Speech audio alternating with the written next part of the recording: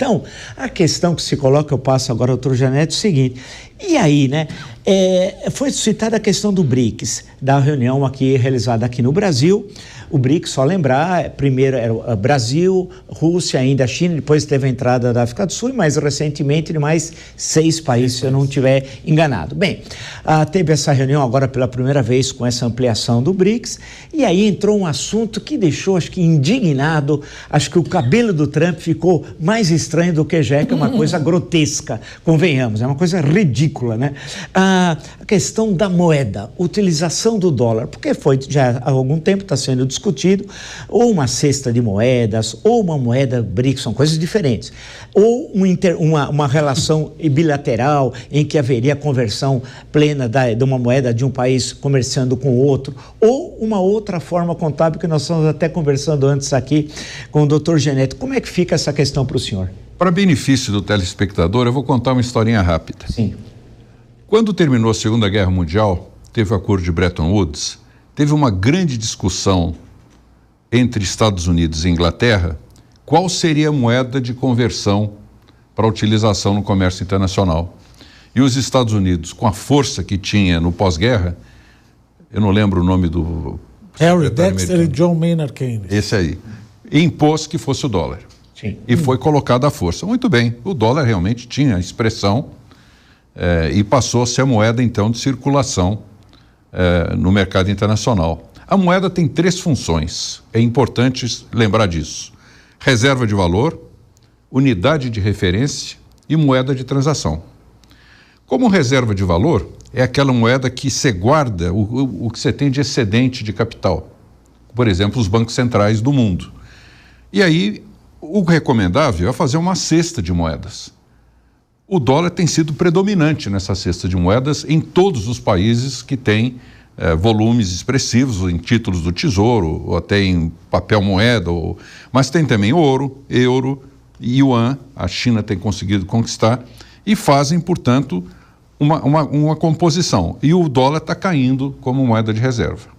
Segunda unidade de referência. Isso ninguém discute, porque você tem que saber o preço dos produtos para ter preços relativos. Uma banana e uma maçã tem que ter um preço X e um preço Y para você saber como é que você vai trocar o preço de um pelo outro. Então, unidade de referência não tem problema. O barril de petróleo é dólar, o ouro é dólar, o cobre é dólar, o açúcar é dólar, não há problema. O problema está na moeda de transação. Porque quando os países em desenvolvimento não têm moeda conversível, eles entram em colapso e estagnação, como nós mesmos ficamos nos anos 80. Então, há de se encontrar formas que você possa fazer comércio entre países, onde você mitiga a necessidade do dólar. E aí surgem mecanismos nos quais o Brasil é um grande experiente, e eu falo isso até com orgulho, porque acho que o Brasil tem sido pródigo nessa forma de entender e pensar como fazer comércio sem moeda, que são os sistemas de compensação de crédito. Tem um, por exemplo, na América Latina, na LAD, chama-se CCR, que é um exemplo de como em épocas de crise, onde os países não têm moeda conversível, você preserva o mercado intra-regional desses países, que no caso da LAD são 11. E eu tive agora lá, Vila, na reunião dos BRICS, e a grande conversa que eles tinham é para usar essa experiência da LAD para um grande concerto de países do BRICS, da LAD e da África, pasme, para fazer um grande CCR de compensação multilateral. Essa que é a diferença. Não é compensação bilateral, usar a moeda local de um com o outro, porque você pode entrar num problema de uma balança que é cronicamente superavitária, e aí você fica com a moeda do outro e não tem como gastar. Mas se você tem uma compensação multilateral, e você vai ter, em períodos de 6 meses, você faz a compensação pelo saldo agregado, primeiro, pelo saldo agregado, os valores mitigam muito, porque você compensa saldos positivos e negativos de todos eles. Segundo, ninguém fica inadimplente multilateralmente porque sai do jogo. No bilateral, você pode dizer, não vou pagar o Brasil, mas você continua com os outros. Mas na hora que você faz uma inadimplência multilateral, você sai do jogo. Então, é uma maneira da gente colocar uma menor dependência do dólar. E por que uma menor dependência do dólar? Porque o dólar está se tornando, de fato, uma moeda de menor confiabilidade. Isso não sou eu que estou dizendo, é o mercado. O rating do título do Tesouro caiu. E, aliás, tem até um grande economista americano, recomendo que o leiam, aqueles que interessam no assunto, chama Barry Eichengreen, que escreveu há 20 anos atrás um livro chamado Privilégio Exorbitante. Expressão que vem sendo recorrentemente usada. Os Estados Unidos usa esse privilégio do dólar de uma maneira abusiva. Abusiva. Por exemplo, quando impõe as sanções no mecanismo de pagamento de dólar, que é o SWIFT, para os países que ele não gosta. Então, coloca lá uma lista de 10 países que ele está fazendo sanção econômica e penaliza esses países por esse instrumento. Isso não é um instrumento para penalizar países, isso aqui é um instrumento de comércio internacional, está errado. É um abuso fazer isso. Então, na onde tem você olha uma cédula americana, não provoca que eu tenho aqui no bolso. Está escrito assim, In God We Trust. Sim. Eu preferia trocar assim, In Trump We Don't Trust. Porque não dá mais para usar o dólar como única moeda internacional. E aí o Trump fica maluco porque ele vê que está perdendo prestígio. Nelson Marcondes, eu estou fazendo uma visão muito primária de mudança histórica que nós estamos vendo no século XXI, mas de uma forma muito simples, apresento para você. É evidente que há uma transferência do eixo econômico do capitalismo para a região Ásia-Pacífico. Né? Isso que nós estamos assistindo nas últimas 2 décadas, não só com a ascensão da China, que a gente esquece da Índia, e olha, haja esquecimento que a Índia é uma economia poderosíssima tal, né? E que nós inclusive temos um comércio muito pequeno com a Índia, provavelmente eu acho que vamos melhorar esse comércio, foi inclusive discutido recentemente na visita agora do presidente Modi ao Brasil. Bem, do presidente da Índia. A questão que eu coloco a você, como é que fica justamente um dos nós aí colocados, um nó gordo, só falta um Alexandre Magno para cortá-lo, pode ser um chinês, o Xi Jinping, seja o Alexandre Magno dessa questão, como é que fica essa questão justamente do dólar, né? E para quem nos acompanha, para tentar entender um pouco, porque é o seguinte, o que não é uma moeda conversível? Se eu for com o real nos Estados Unidos, eu chego lá, vamos falar num lugar dinâmico, eu estou falando Nova York, Boston, Califórnia, a Flórida não é Estados Unidos, mas faz de conta que fosse Estados Unidos, eu chego lá com o real, vou comprar alguma coisa, eles falam, não, nós não aceitamos. Agora, se eu for alguém chegar com o dólar, aceita. Quer dizer, o real não é uma moeda conversível, a não ser aqui no interior desse grande país, como é o nosso país tal. O dólar é conversível, o euro, qual outras moedas nós podemos... O yuan, nós podemos chamar o yuan mais ou menos, mais que a conta capital é fechada. São pouquíssimos... Libra, exato, o franco suíço. Franco suíço, algumas moedas são conversíveis, muito poucas. Então, a questão que se coloca é que esse comércio que pode surgir entre nações, que se nós formarmos o PIB, a importância do comércio internacional são ultra significativas. Ela vai prescindir do dólar e, como foi destacado tanto pelo Dumas como pelo Gianetti, o dólar é um fenômeno recente, historicamente. 1945, para a história de 45 aqui não é nada, né?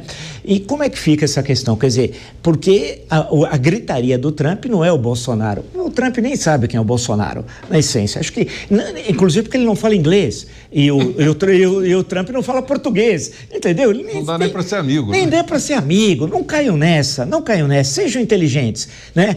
Então, a questão é a questão da moeda, que ele viu essa reunião aqui e falou, espera um pouco, estão querendo deixar a minha moeda de lado e prejudicar. E a visão que ele tem, que foi muito bem exposta aqui, de economia interna e externa, que é absolutamente equivocada. Ele não entende nada de economia, pode entender de negócios imobiliários. Mas a questão que eu falo para você, como é que fica então essa questão que nós vamos ter de enfrentar, e já está sendo colocada, essa questão da moeda internacional ou esse sistema de compensação? Isso, acho que a própria reunião dos BRICS foi importante por causa disso, no sentido de avançar o comércio nesse bloco, né? Então, sim, fica cada vez mais claro, evidente, a motivação principal do Trump aqui nessa conversa.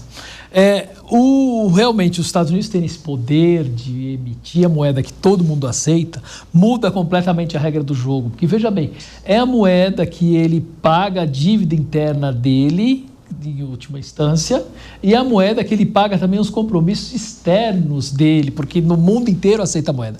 Aonde que se tem? Qual é a outra moeda que tem isso? Nenhuma. Certo? Então isso dá um privilégio econômico para ele, é exorbitante, exatamente. Está certo, o Ash Green realmente quando escreveu isso estava muito certo.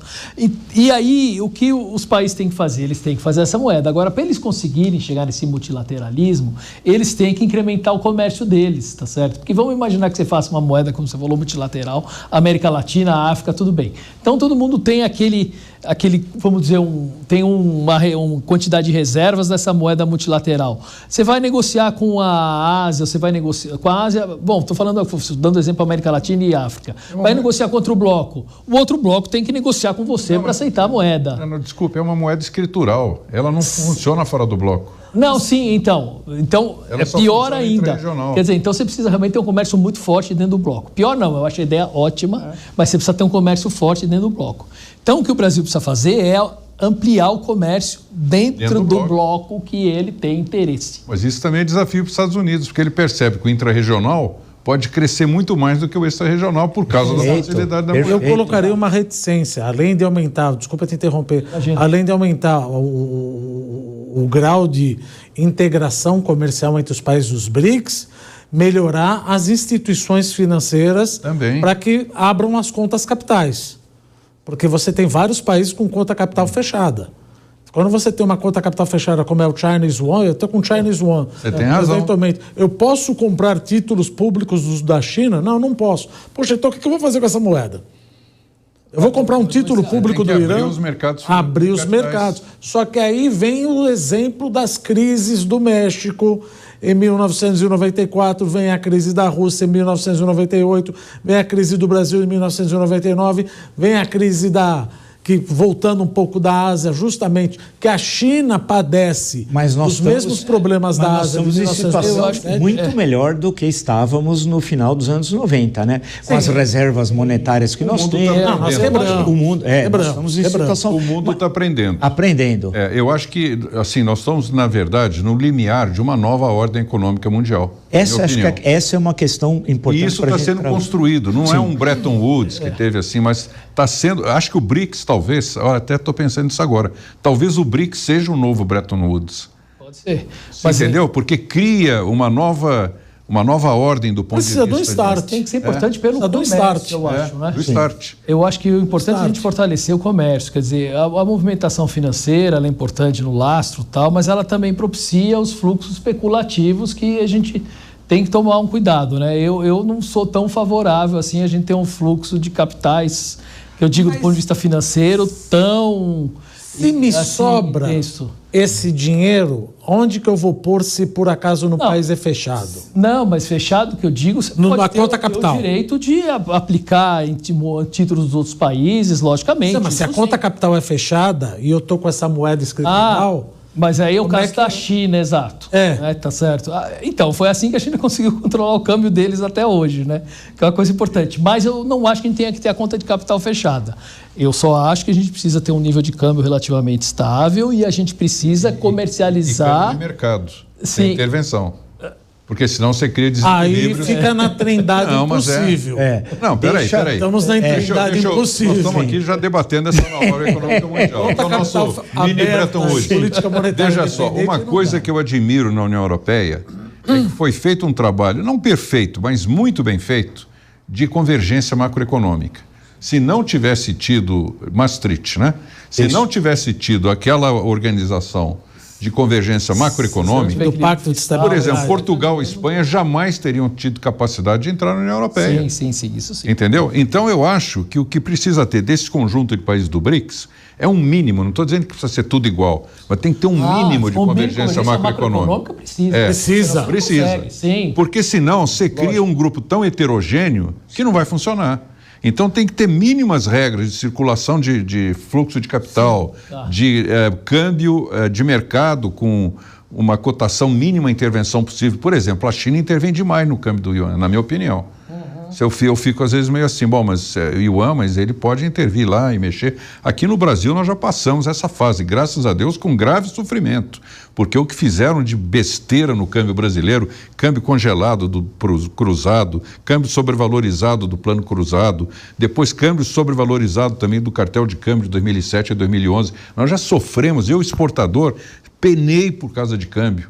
Você investe em indústria exportadora, de repente o câmbio cai 30% da paridade real e você quebra porque não tem capacidade de competir.